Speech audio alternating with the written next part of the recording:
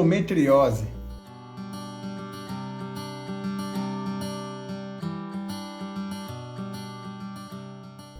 Uma doença extremamente frequente na população feminina, muito pouco diagnosticada e que pode trazer dificuldades muito grandes para as mulheres que sofrem de cólicas mensalmente e não sabem por quê, ou às vezes estão com dificuldade em conseguir engravidar e ainda não sabem a causa disso. É uma doença que pode ser silenciosa, por ser oligossintomática. Tenho endometriose e não tive nenhum sinal de que isso poderia acontecer. Ou às vezes ela pode ser muito mais, ela pode trazer muito mais do que um grito, por trazer dor pélvica crônica nas pacientes que querem se livrar definitivamente dela. E também costuma ser uma doença, e quem já tem o diagnóstico, quando procura ajuda médica, acaba passando em vários médicos e cada um fala uma coisa. Ah, tem que operar, você não tem que operar, você tem que tomar pílula, você não tem que tomar pílula, você tem que fazer fertilização, você não tem que fazer fertilização. E aí entra a grande dificuldade, que é a individualização da conduta. Como que eu olho para cada paciente, como eu olho para cada mulher que tem endometriose e consigo dar a ela o melhor direcionamento de condutas, valorizando não a doença, mas a paciente que sofre com endometriose. E eu acho que esse é o ponto central. Nós não tratamos a doença endometriose, mas cuidamos da mulher que sofre por ela, seja pela queixa de dor ou pela dificuldade de conseguir engravidar. E para mim existe um grande professor, que é o que me trouxe todos os ensinamentos dessa fala introdutória dessa nossa live, que é o Dr. Aristides Manuel Bragueto, meu carinhoso amigo, sócio lá do FIVMED, o Mané. Então, não gosto muito de formalidades, não vai ser aqui na minha live que nós teremos muitas formalidades, mas o Mané, ele é um grande amigo e um excepcional médico que cuida de casais com endometriose, com infertilidade e que sabe muito bem como individualizar as condutas. Então, hoje ele é o nosso convidado aqui para nos ensinar, e eu tenho certeza que quem busca informação sobre isso, hoje, se não sair daqui hoje sabendo alguma coisa, não vai achar em outro lugar. Aê! Aê, Davi! E aí, Mané, tudo bem? Tudo bem, e você? Ó, não vem com essa de doutor Bragueto aqui hoje, com formalidade. Não é Que a nossa bom! cara. Depois o pessoal encontra a gente lá no FIVMED. Pô, gente, lá na live eles eram tão educados, aqui eles ficam um provocando o outro. Era tão formais, né? E agora desse jeito, acho que eu conheci a Agora, pessoa errada. Bom, obrigado Davi, por estar aqui com a gente, Mané. Obrigado obrigado. mesmo, Em viu? primeiro lugar, queria agradecer aí o doutor Davi, meu grande amigo aí, como ele colocou bem, ele é meu sócio, a gente trabalha junto, sofre junto, É é, isso aí. busca sucesso juntos. Então é um grande prazer, Davi, estar aqui com você hoje para discutir o assunto endometriose, né? E como ele colocou super bem, mas super bem, a endometriose é uma doença com múltiplas facetas, com vários entendimentos, e o que a gente busca realmente é essa individualização, né?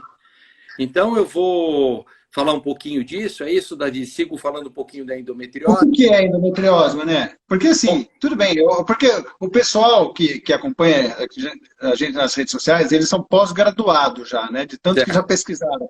já E sabe geralmente faz tudo. parte do perfil. Geralmente quem tem o perfil endometriose já é aquela pessoa que gosta do autocontrole, uma mulher mais controladora e vai lá na internet, sabe tudo, mas esquece da origem. O Certo. que é? O que é endometriose? Então vamos lá, vamos começando a parte científica agora. A endometriose é a presença do tecido endométrio. O que é o tecido endométrio? É o tecido que reveste o útero. Então, o endométrio é a mucosa do útero. É a presença desse tecido fora do lugar. Ou seja, ele Certo. sai de dentro do útero, né? E se ele sai de dentro do útero, ele vai para um outro lugar. Quais são os locais possíveis para a gente encontrar esse problema, essa doença? Onde a gente encontra? Primeiro lugar, no próprio útero. Ele sai da parte interna do útero e invade um músculo uterino. E aí a gente muda o nome da doença, exatamente aí o que o doutor Davi está mostrando, ele invade o útero. Aí a gente muda o nome da doença e ele não passa mais a chamar endometriose, sim adenomiose. Então, quando vocês ouvirem a palavra adenomiose, o que é? É endometriose invadindo o músculo do útero. O músculo fica infiltrado. Tá? Fica aqui dentro, na verdade, né? Essa foto aqui do útero, aqui é o útero, né? Aqui é a bexiga e aqui é o Isso, intestino. Aqui ainda isso. está na superfície do útero, né, Na Mané? superfície. A adenomiose quando está invadindo o músculo do O útero. Eu vou achar uma músculo. foto melhor aqui. Eu vou Tá. achar uma foto melhor. Então, chama adenomiose. Quando os outros locais que podem ocorrer a doença são quando eles atingem a cavidade peritoneal. O que é a cavidade peritoneal? Para ficar prático, a bacia da mulher. O que tem na bacia? Nós vamos encontrar a bexiga, nós vamos encontrar a própria superfície do útero, como o doutor Davi está mostrando para vocês, na trompa, no intestino, e em toda essa região que vocês estão vendo isolada na foto, ela é revestida por uma pelinha chamada peritônio. Então, a gente pode encontrar também endometriose peritoneal. E, em algumas situações, a endometriose em situações distantes. Tem endometriose no diafragma, que é o músculo que faz a gente respirar. Tem endometriose no fígado. Tem endometriose em outras partes distantes do intestino. E até endometriose pulmonar, nasal, no umbigo. Ou seja, essa doença ela pode migrar por diversas formas em várias regiões do corpo da mulher. Né? Então, é uma doença comum? Multifocal. Guardem isso, multifocal. Ela não é restrita apenas a um lugar. Ela pode caminhar em várias partes do corpo, mais comumente na pelve. Pode falar, Davi. E aí cada mulher pode ter uma apresentação diferente. Eu ainda não estou falando da parte clínica, mas Sim. assim, porque uma mulher fala para outra lá, aquela conversa entre amigas, eu tenho endometriose. Eu também. Fala, então nós temos a mesma doença. Eu posso tirar essa conclusão? De jeito nenhum, de jeito nenhum. Eu tenho pacientes que têm endometriose que a cirurgia vai durar 8 horas para tratar, e tenho pacientes que têm endometriose e a cirurgia dura 30 minutos. Então, olha a diferença da doença. Então, uma doença com o mesmo nome e com gravidades e localizações totalmente distintas. E isso, obviamente, vai implicar em ações, em estratégias totalmente diferentes de uma para outra. Então, como o Davi colocou agora muito bem, e ele vai balizando isso para a gente ir andando dentro do conhecimento, a própria característica da doença multifocal, ela faz com que as estratégias e as formas de tratamento também sejam diferentes. E, Mané, por exemplo, puxa vida, agora eu fiquei preocupado. Estou aqui. Como é que eu penso que uma mulher pode ter endometriose? Assim, que sinais clínicos, que sintomas ela pode dar? Quando que eu olho para uma paciente e falo assim, eu acho que você pode ter endometriose? Vamos lá, vamos falar um pouquinho do quadro clínico, né? Como que essas pacientes se manifestam? Uma primeira situação tem pacientes que têm endometriose e são assintomáticas, por incrível que pareça. Tem 0 sintomas. Isso é o mais comum? Não, não é o mais comum.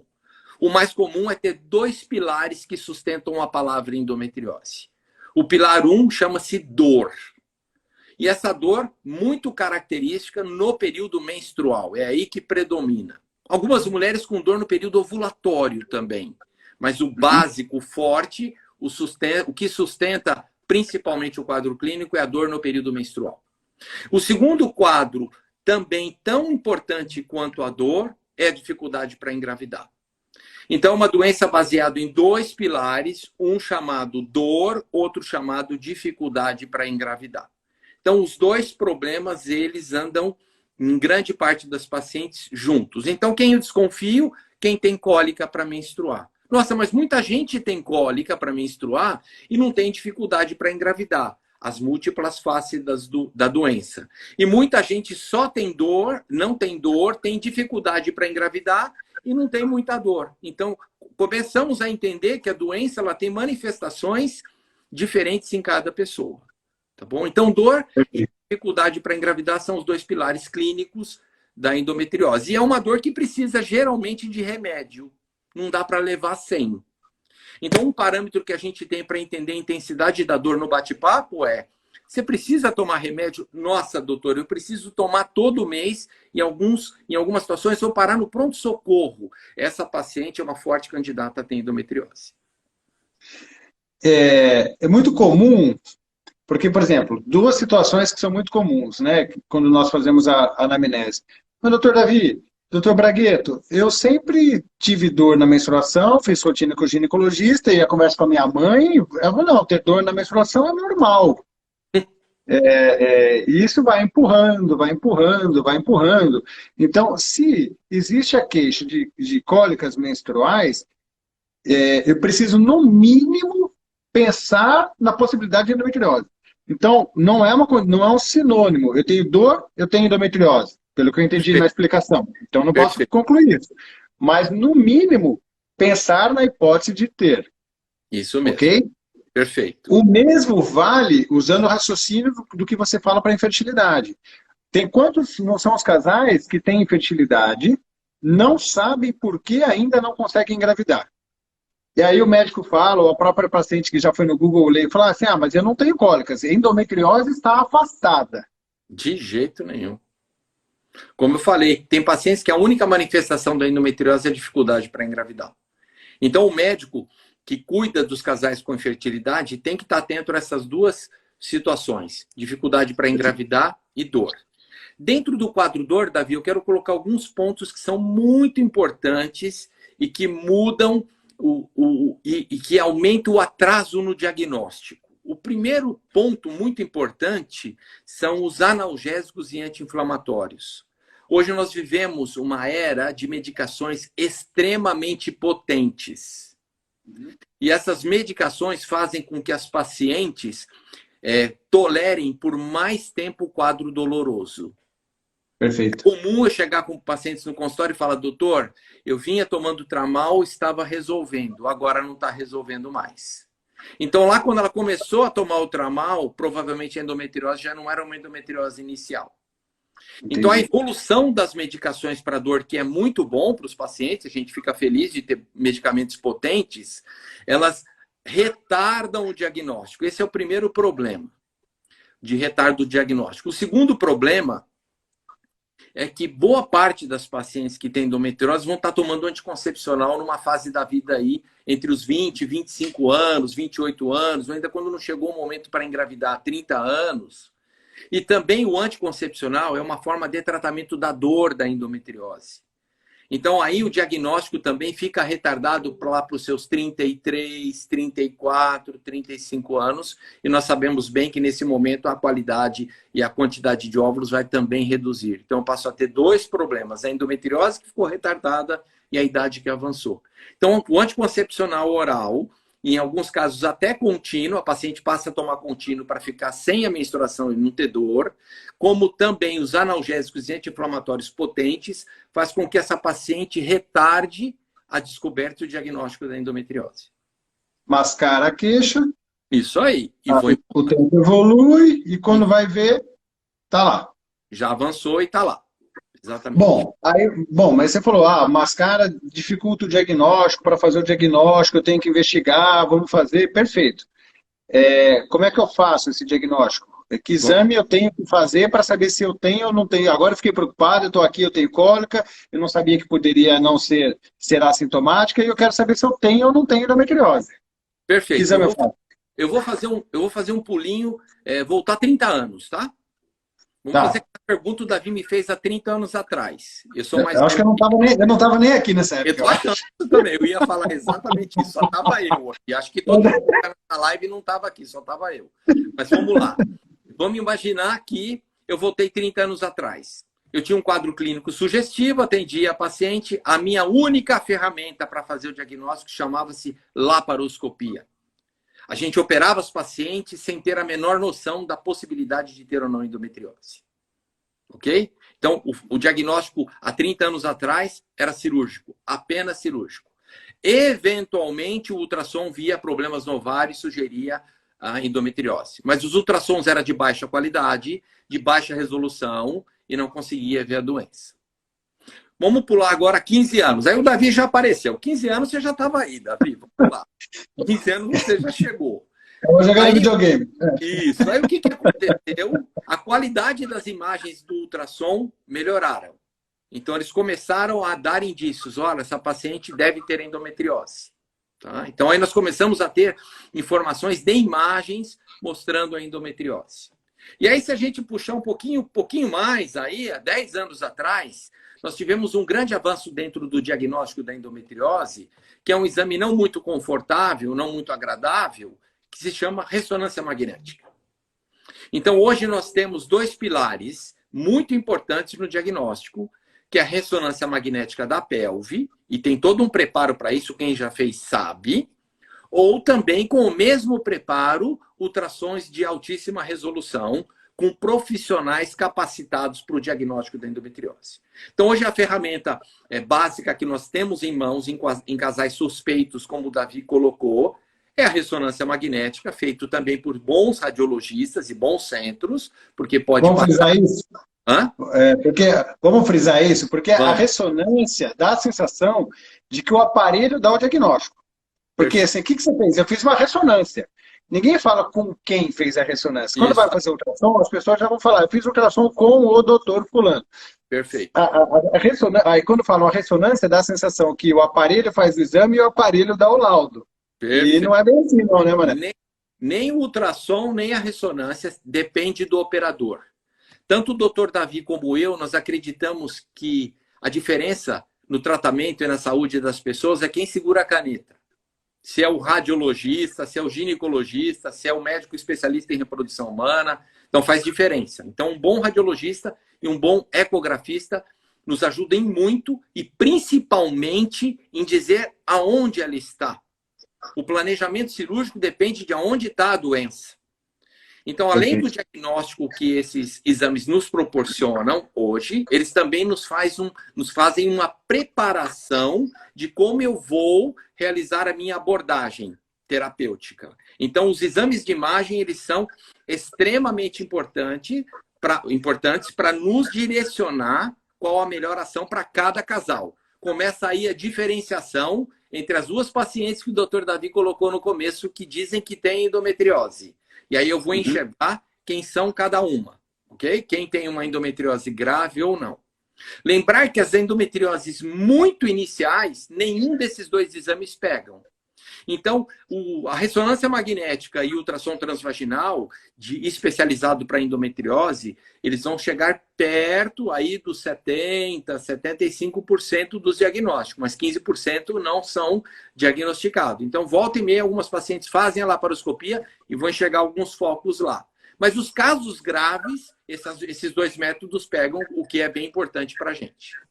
Agora, não é incomum ainda, Mané, infelizmente, chegar uma paciente aqui e falar assim, putz, doutor Davi, eu fui lá, achei que eu tinha endometriose porque eu tinha muita dor, aí o cirurgião foi lá, foi fazer minha laparoscopia, a hora que ele viu, ele ficou assustado e saiu. Não mexeu lá porque viu que tinha no intestino, achou melhor não mexer, viu que estava tudo infiltrado e ficou com medo de eu perder o útero. Ou seja, o médico descobriu a dimensão do problema na cirurgia. Sim. Como se fosse uma coisa simples, né? Assim, a paciente internou, uma anestesia geral, por mais que seja minimamente invasivo, poxa vida, é uma cirurgia com todos os cuidados que o procedimento merece. E não é incomum, mesmo nos tempos de hoje, isso acontecer. Então, teoricamente, pelo que eu estou entendendo na sua fala, se eu tiver um bom ultrassom feito por um bom profissional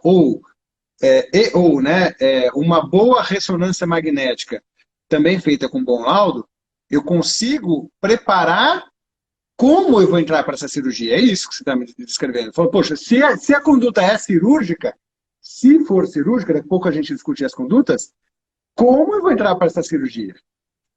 Tá, e é isso? Lá. Vamos lá, vamos falar um pouquinho disso. O Davi colocou um ponto extremamente importante. No passado, então, vamos voltar 30 anos de novo para a gente entender por que os pacientes ficam confusos, porque tem médicos ainda que têm a visão de 30 anos atrás, infelizmente. Então, no passado, como não existia a ferramenta, operava-se todo mundo. Todo mundo é operado. À medida que os diagnósticos foram evoluindo, as técnicas cirúrgicas foram evoluindo, as abordagens foram melhorando, O que se hoje tem de mais inteligente numa abordagem da endometriose? Operar uma única vez. Perfeito. Tá? Então, a abordagem moderna da endometriose é deixar esse momento onde eu trago o melhor benefício para a paciente, tanto do ponto de vista de dor, quanto do ponto de vista reprodutivo. Então, a cirurgia ela tem que ser muito bem escolhida qual é o momento que ela tem que ser feita. E quando feita, com toda a estrutura necessária para que essa abordagem seja completa. Cirurgias incompletas ou cirurgias que não atingem o objetivo, por falta de preparação e de conhecimento prévio, a gente considera, do ponto de vista técnico, o momento inadequado da cirurgia. Não foi feito no momento certo. Segundo ponto importante, Davi, só para não perder o raciocínio, é importante que eu tenha um time e uma equipe multidisciplinar. Nós estamos falando que a doença pega diversos órgãos. Então, eu preciso de especialista para cada problema. Vamos dizer, o primeiro problema tem no intestino. Eu preciso do especialista do intestino. Eu tenho no ureter, que é um caninho que leva o xixi do rim até a bexiga, e é extremamente difícil essa abordagem. Eu preciso de um urologista. Então, a abordagem multidisciplinar, com uma abordagem preparatória para esse evento único cirúrgico na vida da mulher, é o que a gente considera a melhor abordagem possível. Show! Mané, e o CA125, hein? Passou uma pergunta aqui, alguém falou aqui. Do CA125. Puxa, meu CA125 é elevado, 200 e pouquinho, Tá. e ele ainda é muito pedido. Exatamente.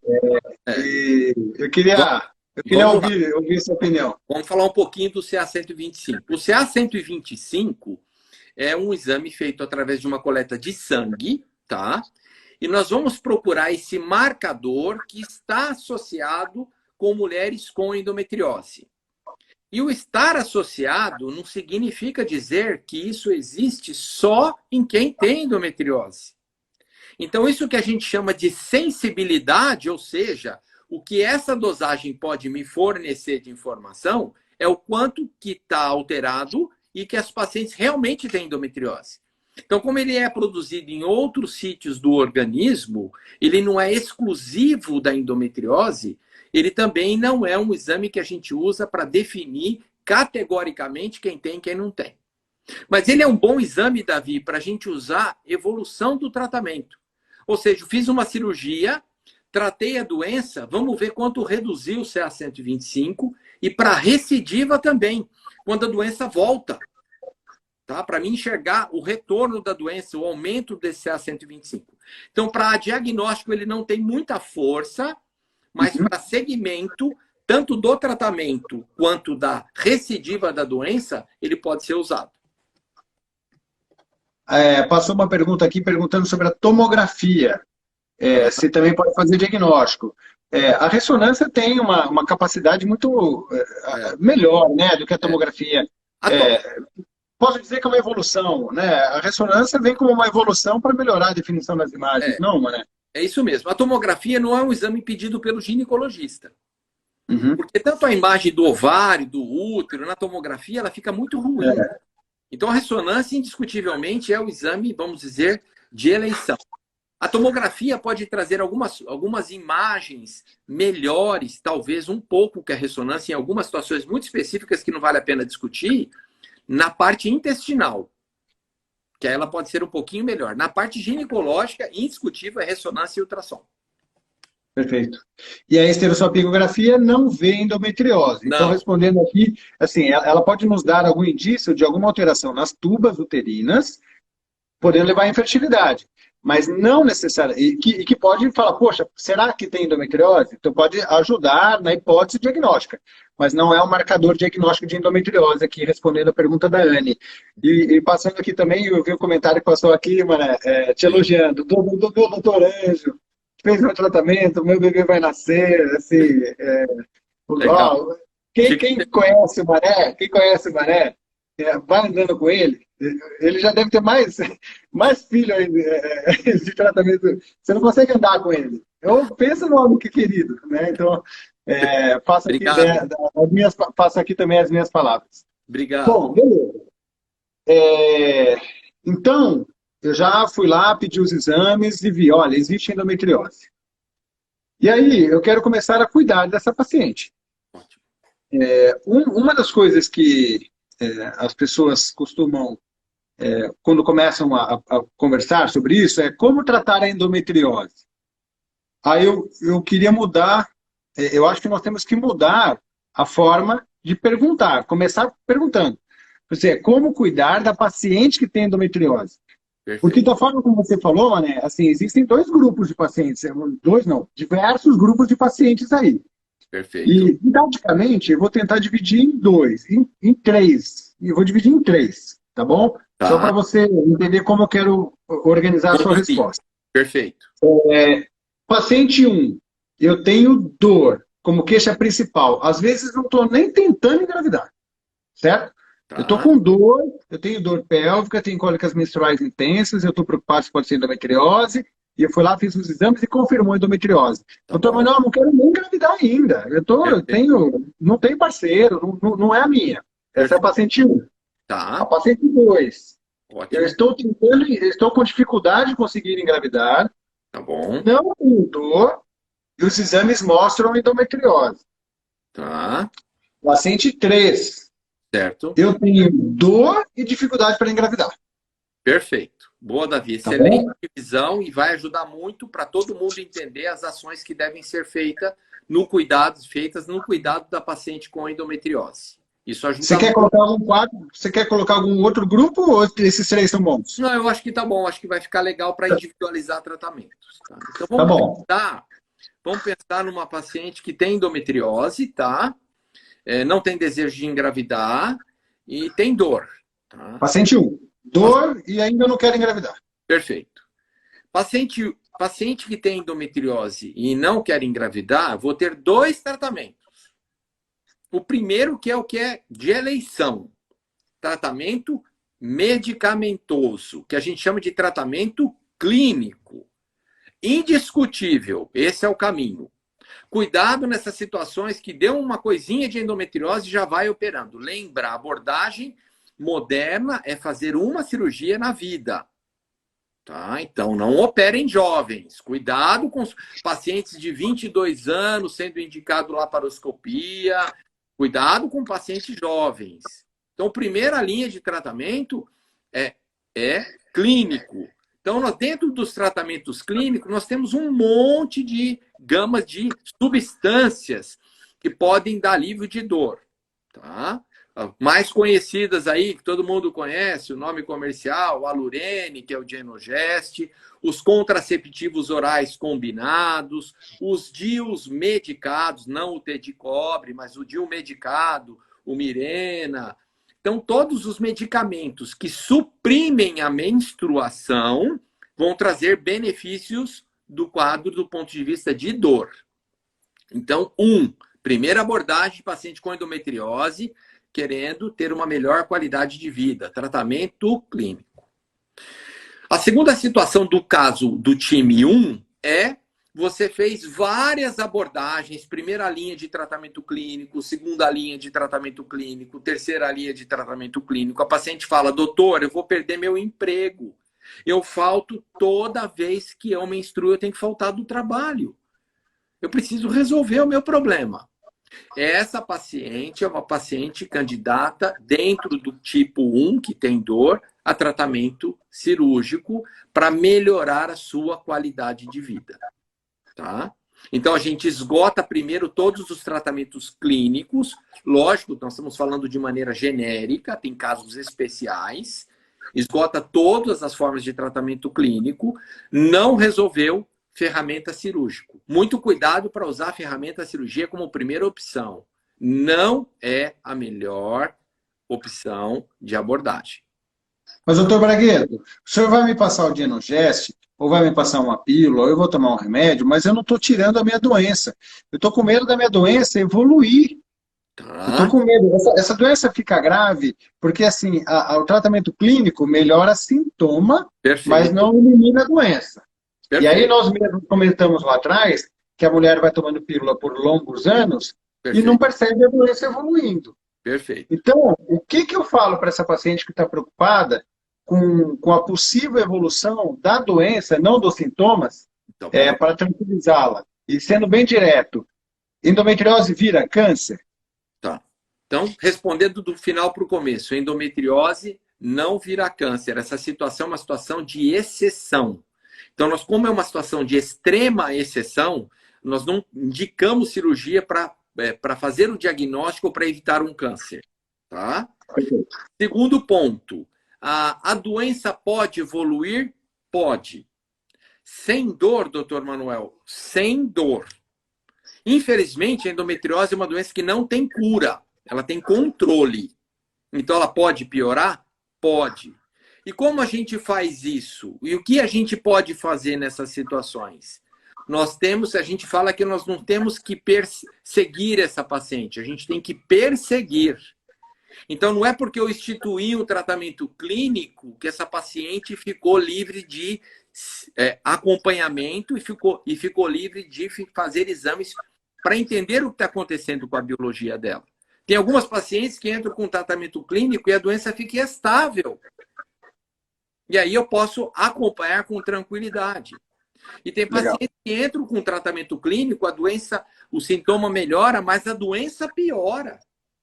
Ela comete órgãos. E aí eu vou usando essas informações que as novas tecnologias de imagem nos fornecem para mudar a estratégia e a conduta.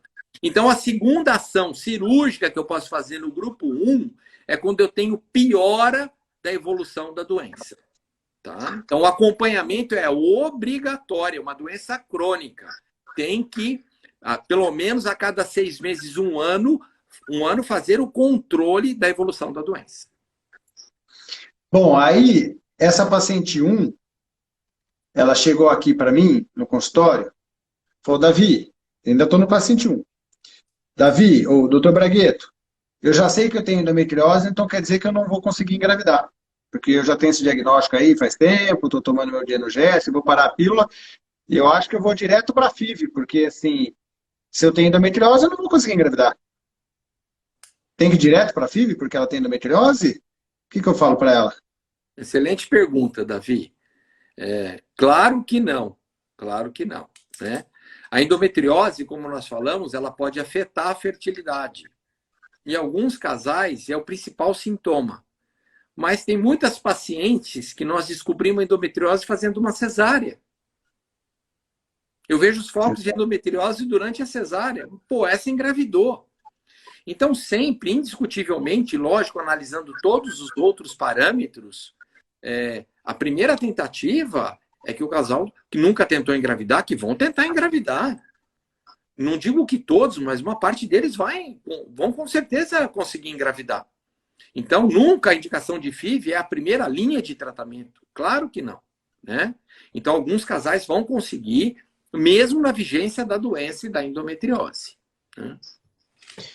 Vou para o paciente 2? Vamos embora. Então, agora é o paciente que tem infertilidade e foi buscar as causas de infertilidade e encontrou endometriose. Tá. E ela não tem queixa clínica. Ou ela é oligossintomática. Doutor Manuel, eu tenho uma coliquinha, mas assim, tomo meu remedinho lá, tá tudo certo. Tá? Então, vamos falar de uma paciente assintomática ou cujos sintomas não atrapalham sua qualidade de vida em hipótese alguma. Tá. Okay? Namora bem com o marido, porque um dos sintomas da endometriose também pode ser a queixa de dor na relação sexual. Perfeito. Então, a gente acabou não falando sobre isso. Mas ela tem atos sexuais tranquilos, as cólicas delas, quando precisa, ela toma um remedinho. O problema central dela é a infertilidade. Tá bom. O que eu vou falar para ela? Vamos lá. É muito comum, e eu vou começar com um exemplo para poder mostrar e entender essa abordagem, essa diferenciação, como o Davi colocou, e eu sei que ele faz muito bem. É muito comum chegar pacientes no meu consultório tendo feito 2 laparoscopias para engravidar. 2. E não engravidou. Aí tá bom, vamos lá. Vamos ver como que está o seu marido. E o marido não tem espermatozoide. Então, na abordagem do casal infértil, o tratamento da endometriose é uma ferramenta que vem depois do conhecimento da saúde reprodutiva do casal. Então, é extremamente importante não operem antes de entender todo o contexto reprodutivo do casal. Não estou falando da mulher. Então, saber como está a reserva ovariana antes da cirurgia é extremamente importante.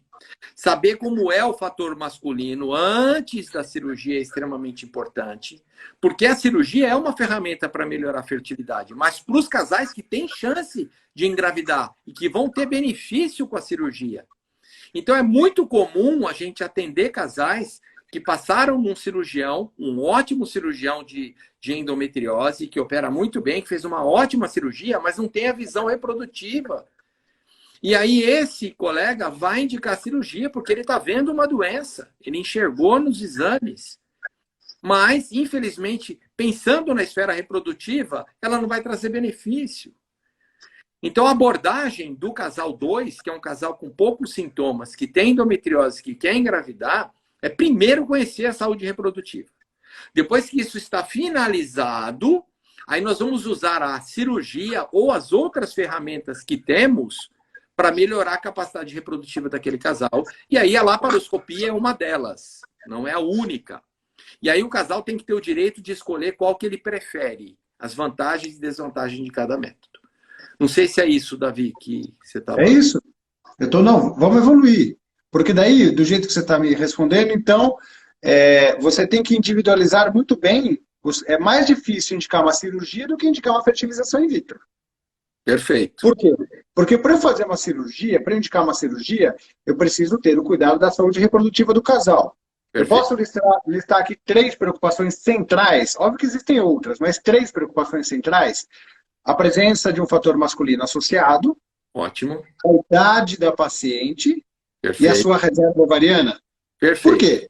Porque se tiver um problema masculino associado, se a paciente tiver uma idade mais avançada, passando dos 35, especialmente perto ou além dos 40 anos de idade, ou tiver uma baixa reserva ovariana, a cirurgia pode ter uma estratégia arriscada. Não estamos falando que ela não pode ser realizada.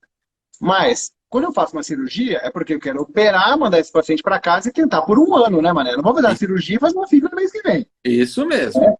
E aí eu vou fazer a cirurgia. Boa. E aí eu vou fazer a cirurgia e vou mandar para casa para tentar por um ano. Perfeito. Agora, se ela tem 40 anos de idade e a minha estratégia cirúrgica não deu certo, eu comprometi em muito o potencial reprodutivo depois numa FIV. Então, como você colocou, Davi, a cirurgia pode trazer benefício e dano. Boa.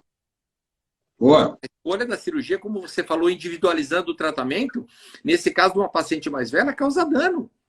Sim. Posso colocar um quarto elemento agora? Foi uma pergunta que já passou por aqui. Vai. Essa endometriose é um cisto de endometriose no ovário, onde nós damos o nome de endometrioma, porque é um quarto elemento central nessa tomada de decisões entre FIV ou cirurgia para essa paciente oligossintomática. O que você diz sobre isso, Mané? Vamos lá. Dentre tudo que nós estamos falando, o órgão mais preocupante na cirurgia é o ovário. Indiscutível. Indiscutível. Vi uma pergunta aqui, Davi, falando se retirar a hidrosalpinge causa dano na reserva ovariana. Não, pode operar tranquilo. Se o médico seguir os preceitos habituais, não. Mas operar um endometrioma, isso não é que... Será que causa dano? Ele causa dano. Indiscutível.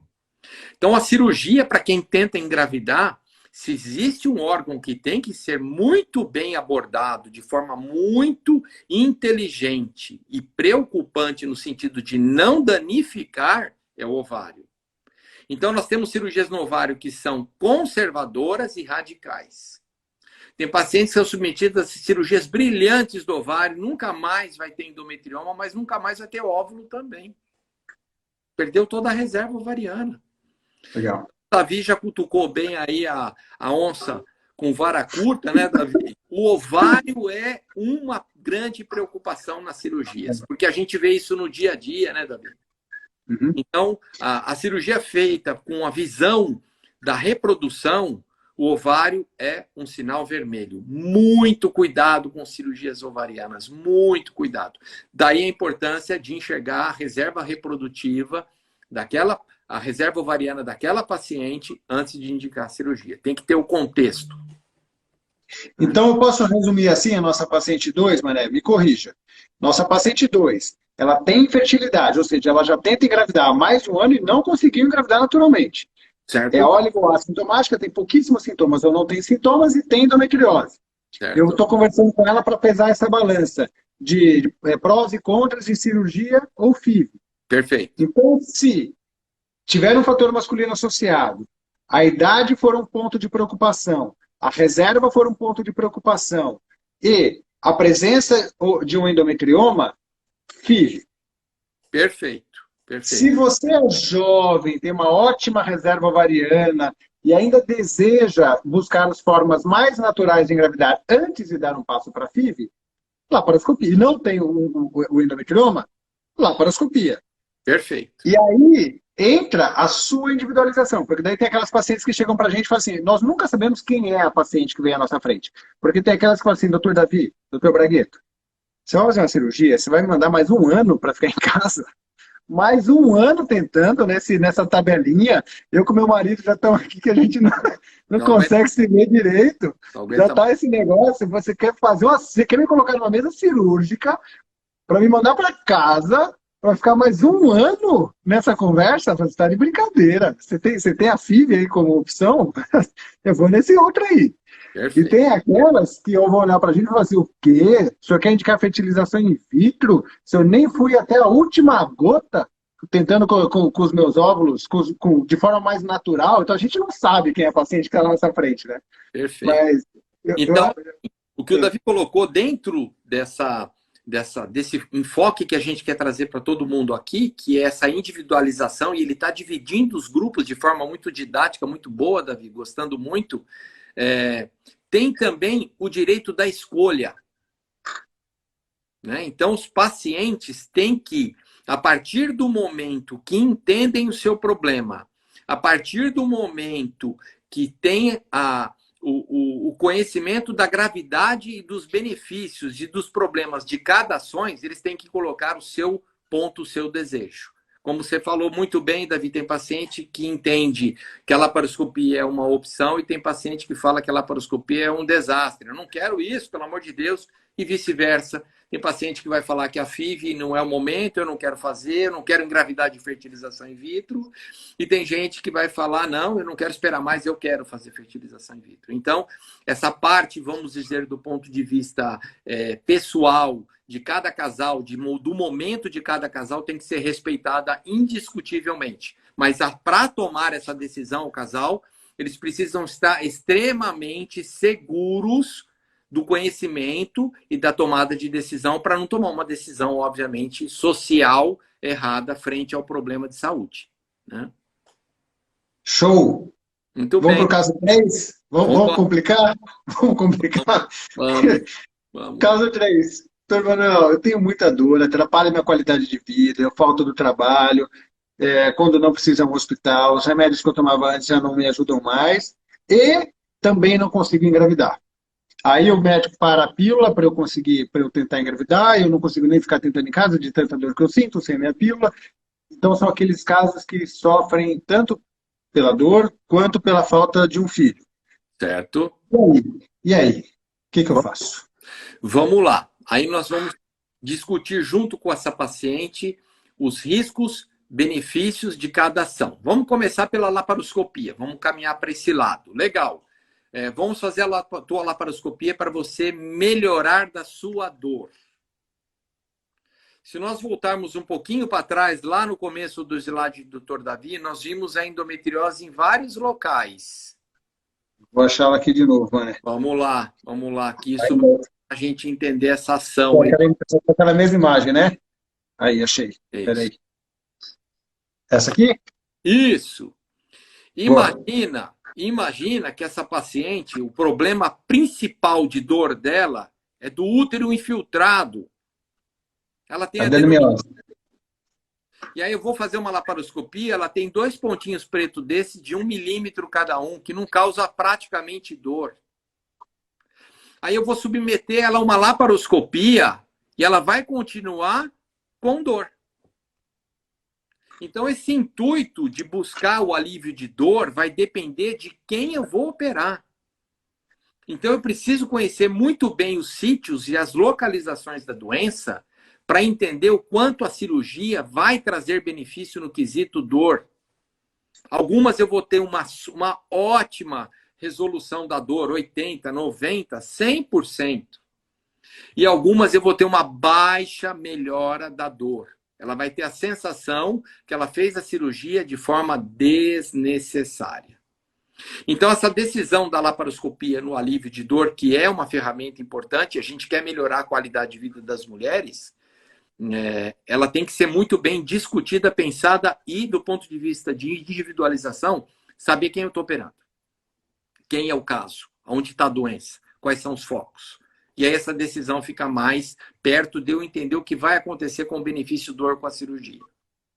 Por outro lado, a gente tem que lembrar que a FIV, quando a paciente engravida, ela vai ter um tratamento natural, gratuito, que são os hormônios da gravidez na endometriose. Então ela vai melhorar da dor com a gravidez, vai melhorar da dor com a amamentação. Então, nessas pacientes onde a gente não acredita que a cirurgia vai trazer benefício, ou que tem risco na cirurgia, que eu tenho baixa reserva ovariana, que eu tenho idade avançada, que eu tenho condições que a cirurgia e o tempo de demora para engravidar causa dano, sem dúvida, esse grupo é melhor escolher a FIV, porque é engravida e melhora da dor quando tiver gestante. E pós-gravidez também a amamentação vai ajudar. Nós vamos ter um tratamento natural. Tá? Então, basicamente é isso. O quanto cada lado vai poder ajudar em cada situação. De novo, como o Davi buscou trazer para todos vocês, que nós estamos trazendo hoje, a individualização é extremamente essencial para ter um resultado adequado, diferentemente, em cada situação, em cada paciente. E aí, nessa balança dessa paciente, você vai pesar de novo a idade, a reserva ovariana, a presença de um fator masculino associado, a presença de um endometrioma, e o desejo central da paciente para se cuidar, né? Então, assim, sempre olhando para essas 5 variáveis, essas 5 respostas vão ajudar demais na individualização dessas condutas. E quando não, né, Mané, que nós fazemos as duas coisas, né? Às vezes, indica a FIV, congela os embriões, depois faz uma cirurgia, até porque às vezes tem uma hidrossalpinge, eu quero tirar essa hidrossalpinge para melhorar a chance de uma FIV. Perfeito. Mas eu quero guardar os óvulos e os embriões antes, porque tem aquele endometrioma, né? Perfeito. Então aí você usa as duas ferramentas que você tem em mãos para poder proporcionar ainda mais individualização nessa conduta. Bom, mas daí eu decidi... Eu queria só colocar um ponto. Manda. Você que manda aqui, mano. Perfeito. Mais um grupo que a gente pode criar, grupo de pacientes onde a doença endometriose leva a risco da saúde. Então, mais direto.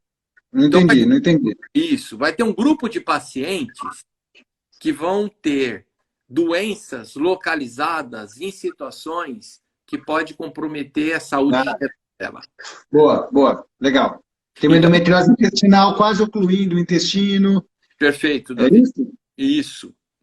Então, quando eu tenho um acometimento grave do intestino, quando eu tenho um acometimento grave do ureter, que é o caninho que leva, que eu tenho hidronefrose, o rim está dilatado, as opções todas passam a perder força frente à saúde geral dessa paciente. Então, aí a cirurgia passa a ser o primeiro, vamos dizer assim, o primeiro... Se for a Eli, você vai tomar bronca, não é não, né? A filha dá bronca fácil. Então, nesses casos, que é um quarto grupo aí, para finalizar todo esse raciocínio muito didático que o Davi está colocando, dessas pacientes com lesões onde está comprometendo órgãos vitais, rim e intestino, sem dúvida, a cirurgia passa a ser imperativo. Legal. Só para não parar de falar isso. Bom, indicamos FIV. Já decidi, mas né, eu vou fazer FIV, doutor Bragueto, FIV, então esse é o caminho. Bom, O que muda numa fertilização in vitro? Existem estratégias dentro do tratamento, porque FIV é tudo igual. A FIV é igual a endometriose, assim. não, Endometriose, como se fosse tudo igual, né? isso. FIV é a mesma coisa? FIV? Ah, FIV é FIV, né? É isso mesmo? Vamos lá. Na fertilização in vitro, tem um grupo que é ao redor das endometrioses graves, que é ao redor de 50% das mulheres, que tem essa forma de endometriose do útero, né, Davi? É. Chamada miose. E isso, de verdade, reduz de forma acentuada a capacidade do FIV dar certo. Então, se a gente olha a endometriose peritoneal, perto da trompa, no ovário, no peritônio, isso interfere muito pouco na FIV. Mas a endometriose no músculo do útero, que vai receber o embriãozinho lá na hora da transferência, essa situação prejudica bastante a capacidade reprodutiva na FIV. Então, o Dr. Davi, como eu, praticamos uma estratégia de tratamento da adenomiose após o momento que a gente tem os embriõezinhos guardados dentro do laboratório para fazer a transferência. Então, a endometriose com a paciente com endometriose com adenomiose tem um tratamento todo específico para conseguir ter sucesso na fertilização in vitro. E isso faz toda a diferença. Toda a diferença. Tenho certeza disso, que isso melhora muito o potencial e o sucesso dos tratamentos. Então, esse é um ponto que tem que ser levado em consideração. Boa. E aí você tem uma paciente de 33 anos, Mané, que você vai fazer a FIV, com uma endometriose extensa, e aí tá super animada. Não, 33 anos, idade boa, meus óvulos vão ser lindos, tá tudo perfeito. Aí você vai lá, faz a fertilização in vitro e vê o comportamento dos óvulos e dos embriões evoluindo como se ela tivesse 43 e não 33 anos. Isso também pode acontecer por conta da endometriose? O que nós temos de conhecimento e de entendimento é que os óvulos eles estão na superfície do ovário, que a gente chama de córtex. Então, o ovário é dividido em duas situações, o córtex e o parênquima. O córtex é que está guardando os óvulozinhos que a gente vai usar no tratamento tanto da FIV quanto do natural. E lembrar que a doença endometriose é uma inflamação crônica. Então, uma coisa que nós observamos rotineiramente na FIV é que as pacientes com endometriose têm uma baixa reserva comparado com pacientes com a mesma idade. Então, o primeiro dano que a gente tem. Então, eu tenho uma reserva geralmente diminuída. Segundo, é que esse processo inflamatório, não é em todas as pacientes, mas em algumas pacientes, pode prejudicar, em parte, a qualidade dos óvulos. Então, o processo inflamatório crônico, que envolve tanto a trompa, o intestino, o útero, a bexiga, e é por isso que dói, também pode prejudicar, em parte, a qualidade ocitária. Então, tem algumas estratégias que a gente pode fazer de tratamento clínico pré-FIV, em algumas situações, de casos onde essa evolução é muito ruim, para tentar melhorar a qualidade ocitária. É um caminho. Segundo, atenção na reserva ovariana, quando indica FIV, porque a paciente com endometriose, sem dúvida, tem uma reserva ovariana habitualmente reduzida, principalmente nas endometrioses graves. E um terceiro Perguntaram aqui, só para esclarecer, assim, perguntaram aqui, assim, mas qual tratamento é esse? Nós estamos falando do bloqueio hormonal da paciente, com medicamentos que bloqueiam a sua produção hormonal e te deixam, entre aspas, em termos coloquiais, num período de menopausa transitória. Perfeito. Com isso, nós sabemos que a endometriose depende desses hormônios que alimentam a endometriose, Isso sendo mesmo. bem coloquial aqui. Isso mesmo. Então, nós acreditamos que bloqueando esses hormônios, fazendo esse bloqueio, vou dar o nome de medicamentos, com Zoladex, com Lupron, com Lectro, Perfeito. nós diminuímos esses hormônios, diminuímos, regredimos a endometriose, regredimos essa ação inflamatória da endometriose, seja no útero, porque ela tem adenomiose, seja no ovário, porque eu acho que ela está comprometendo a reserva ovariana, e aí depois eu entro com o tratamento, seja a transferência embrionária, seja a indução da ovulação para conseguir os óvulos. O cuidado enorme quer saber individualizar cada caso. Aqui é uma live aberta, discutindo de uma forma absolutamente geral. E também com o cuidado da palavra sempre. Então, sempre tenho que bloquear com análogo? Não. Seja para adenomiose, seja para a indução para indução da ovulação no tratamento de FIV. Então, cuidado com a palavra sempre em medicina, porque, de fato, isso não existe. Tá bom? Estou só respondendo algumas perguntas aqui. Desculpa? O sempre e o nunca, geralmente, em medicina, estão errados. Com certeza. Com certeza. Então, nós precisamos das de como fazer a FIV nessas situações de endometriose, né? Então, esses bloqueios hormonais, reduzir a influência da doença na fertilização in vitro nas duas situações. Então, isso, com certeza, individualizando a endometriose na FIV, também produz melhores resultados, né? Show! Completamos aqui 1 hora exato, praticamente, de live. Eu acho que foi sensacional, assim. Eu me diverti, aprendi um monte aqui. Eu vou deixar aberto para alguma outra pergunta, mas não vou me estender demais. Deixa eu ver aqui. Pode causar endometrioma, pode causar baixa reserva ovariana, como o Mané falou, endometriose de uma forma geral pode comprometer a reserva ovariana, não só se tem endometrioma. Tem endometriose e hipotireoidismo. Eu já tive 4 abortos, consigo engravidar ainda? Nossa, que difícil, hein? Vou passar para uma nessa aqui. Agora é difícil, eu passo para você. O hipertireoidismo, como o hipertireoidismo, pode ser uma causa de abortos de repetição, tá? Que a gente chama abortos de repetição de causa endócrina. Tá? Quando descontrolado. Oi? Descontrolado. Quando descontrolado. Controlado. Como diabetes também pode causar e etc. Só que as causas de aborto habitual, elas são multifatoriais. Então, cuidado por você ter um problema, achar que é o único. Tá? Muito cuidado com isso. Então, a abordagem do aborto habitual, ela é multifatorial. Eu tenho que pesquisar diversos sítios para entender se só é esse o seu problema ou se tem outros. Né? Cuidado com isso. Bom, a live ficará salva, eu vi diversos comentários aqui. Mané, eu queria te agradecer imensamente, não só pela live, mas por tudo que você me ensina. Eu não vou nem usar o pretérito aí, vou usar o presente aqui, o quanto nós, todos lá do FIVMed, aprendemos com você. O Mané é o nosso diretor científico, eu chamo ele, o nosso diretor científico lá do FIVMed, um homem que sabe muito. E não é aquele, sabe, eu converso com ele, com o Mané, né? Porque os bastidores do FIVMed, né? A gente chega lá e fala assim, é muito fácil chegar lá num congresso, dando uma aula e publicar um artigo, né? Ah, vai lá e dá uma aulinha. Difícil é olho no olho, né, com o paciente. Na hora que você vai estar lá, olho no olho, tem que se responder e a paciente espera com você. Então, assim, para mim, olho no olho, não conheço ninguém melhor que isso aqui, não. Lá no congresso, aqui na live, aqui no Instagram, eu falo isso.